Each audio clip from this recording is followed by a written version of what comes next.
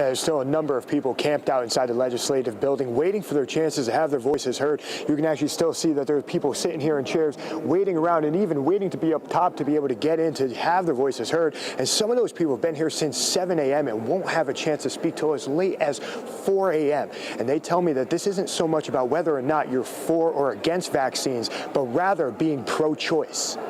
Don't tell me what to do with my kids, you know? You do what you want to do with your kids. Let me protect my kids. It's what America was built on. Dr. Stephen Judson is one of nearly 3,000 people to walk through the legislative office building to have their voices heard. Their outrage comes from House Bill 5044 that would remove religious exemption from mandated vaccines. Ever since 1959, we've had the relief valve of religious exemption, and for some reason, after 60 years of religious exemptions and public health coexisting, there seems to be a problem. Those opposed to the bill say the bill takes away from their right to choose. They say it would force them to take their children out of school, affecting their education. The children, they would be excluded from school. They'd be excluding from their daily routine, from their peers that they love, their teachers that they love. Their trajectory of education will be interrupted. The proposed bill has lawmakers torn on both sides. They say the issue is more complex than it seems. I don't think it's helpful for us as a committee to be debating the science behind vaccines. We need to be focusing on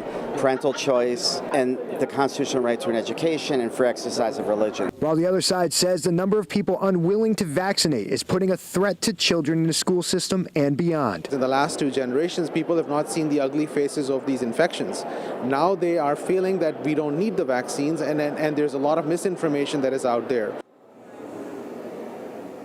CDC says the immunization rate in the state of Connecticut is down to 95%, which is down 3% from last year.